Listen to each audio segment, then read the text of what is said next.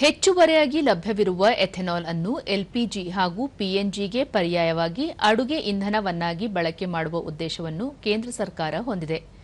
Ethanol ಆಧರಿಸಿ ಶುದ್ಧ ಹಾಗೂ ಪರ್ಯಾಯ ಅಡುಗೆ ಇಂಧನ ಅಭಿವೃದ್ಧಿಪಡಿಸುವ ಪ್ರಯತ್ನಗಳನ್ನು ತೈಲೋತ್ಪನ್ನಗಳ ಮಾರಾಟ ಸಂಸ್ಥೆಗಳು ಆರಂಭಿಸಿವೆ ಎಂದು ಪೆಟ್ರೋಲಿಯಂ ಮತ್ತು ನೈಸರ್ಗಿಕ ಅನಿಲ ಖಾತೆ ರಾಜ್ಯ ಸಚಿವ ಸುರೇಶ್ ಗೋಪಿ ಇತ್ತೀಚೆಗೆ ತಿಳಿಸಿದ್ದಾರೆ.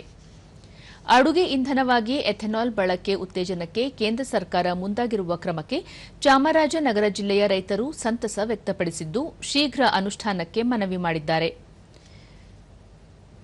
ದೂರದರ್ಶನದೊಂದಿಗೆ ರಾಜ್ಯ ಕಬ್ಬು ಬೆಳೆಗಾರರ ಸಂಘದ ಅಧ್ಯಕ್ಷ ಕುರಬೂರು ಶಾಂತಕುಮಾರ್, ಅಡುಗೆ ಇಂಧನವಾಗಿ ಎಥೆನಾಲ್ ಬಳಕೆಗೆ ಕೇಂದ್ರ ಸರ್ಕಾರ ಚಿಂತನೆ ನಡೆಸಿರುವುದು ಸ್ವಾಗತಾರ್ಹ. ಇದು ದೇಶದ ಆರ್ಥಿಕತೆಯ ಮೇಲೆ ಸಕಾರಾತ್ಮಕ ಪರಿಣಾಮ ಬೀರುವುದರೊಂದಿಗೆ ರೈತರ ಪ್ರಗತಿಗೂ ಪೂರಕವಾಗಿದೆ ಎಂದರು. ಬೇಕಾದಂಥ ತಂತ್ರಜ್ಞಾನವನ್ನು ರೈತರಿಗೆ ಕೊಟ್ಟರೆ ಖಂಡಿತವಾಗ್ಲೂ ಕೂಡ ಅದನ್ನು ಉತ್ಪಾದನೆ ಮಾಡಿಕೊಂಡು ರೈತರು ಆ ಟ್ರ್ಯಾಕ್ಟರ್ಗಳಿಗೆ ಅಥವಾ ಮೋಟರ್ ಬೈಕ್ಗಳಿಗೆ, ಕಾರ್ಗಳಿಗೆ ಮತ್ತು ಈ ಒಲೆ ಉರುವಲು ಮಾಡಲಿಕ್ಕೆ ಅಂದರೆ ಎಥೆನಾಲ್ ಸ್ಟೌವಲ್ಲಿ ಎಥೆನಾಲ್ನ ಬಳಕೆ ಮಾಡ್ಕೊಳ್ಳಿಕ್ಕೆ ಅನುಕೂಲ ಆಗ್ತದೆ. ರೈತರಿಗೂ ಆದಾಯ ಜಾಸ್ತಿ ಆಗ್ತದೆ. ನೇರವಾಗಿ ರೈತರಿಗೆ ಆದಾಯ ಜಾಸ್ತಿ ಆಗೋದ್ರ ಜೊತೆಗೆ ಕೇಂದ್ರ ಸರ್ಕಾರ ರೈತ ಸಮೂಹಕ್ಕೆ ಒಳ್ಳೆ ಕೆಲಸ ಮಾಡಿದಂಗೆ ಆಗ್ತದೆ. ರಾಜ್ಯ ರೈತ ಸಂಘ ಹಾಗೂ ಹಸಿರು ಸೇನೆ ಜಿಲ್ಲಾಧ್ಯಕ್ಷ ಹೊನ್ನೂರು ಬಸವಣ್ಣ, ದೇಶದಲ್ಲಿ ಹೆಚ್ಚಿನ ಸಂಖ್ಯೆಯ ರೈತರು ಕಬ್ಬು, ಭತ್ತ, ಮುಸುಕಿನ ಜೋಳ ಬೆಳೆಯುವುದರಿಂದ ಎಥೆನಾಲ್ ಅನ್ನು ಯಥೇಚ್ಛವಾಗಿ ಉತ್ಪಾದಿಸಬಹುದಾಗಿದೆ.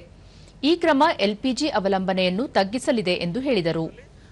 ಕೇಳಕತ್ತಾ ಇದ್ದೀನಿ, ಮಾನ್ಯ ನರೇಂದ್ರ ಮೋದಿ ಅವರು ಈ ಚಿಂತನೆ ದೂರದೃಷ್ಟಿ ಚಿಂತನೆ ಆಗಿರೋದ್ರಿಂದ ಈ ಚಿಂತನೆಗೆ ಅವರಿಗೆ ಅಭಿನಂದನೆ ಸಲ್ಲಿಸ್ತಾ ಇದನ್ನು ಯಶಸ್ವಿಗೊಳಿಸಬೇಕು, ಅತಿ ಶೀಘ್ರದಲ್ಲೇ ನೆರವೇರಿಸಬೇಕು ಅಂತ ಕೇಳ್ಕೊತಾ ಇದ್ದೀವಿ. ರಾಜ್ಯ ರೈತ ಸಂಘ ಹಾಗೂ ಹಸಿರು ಸೇನೆ ಕಾರ್ಯಕರ್ತ ಹೊನ್ನೂರು ಪ್ರಕಾಶ್, ಎಥೆನಾಲ್ ಬಳಕೆಯಿಂದ ಮಾಲಿನ್ಯ ತಡೆಗಟ್ಟಬಹುದಾಗಿದೆ, ಜೊತೆಗೆ ಎಲ್ಪಿಜಿ ಸಿಲಿಂಡರ್ ಅಭಾವವನ್ನು ನೀಗಿಸಬಹುದಾಗಿದೆ. ಕೇಂದ್ರ ಸರ್ಕಾರದ ಈ ದೂರದೃಷ್ಟಿ ಉತ್ತಮವಾಗಿದ್ದು ಶೀಘ್ರ ಜಾರಿಯಾಗಲಿ ಎಂದು ಆಶಿಸಿದರು. ಸಾರ್ವಜನಿಕರಿಗೆ, ದೇಶಕ್ಕೆ, ಎಲ್ಲ ವಿದೇಶಿಗೂ ಉಳಿತಾಯ ಆಗಿ ಪರಿಸರ ಪೂರಕವಾದ ಒಂದು ಕೆಲಸ.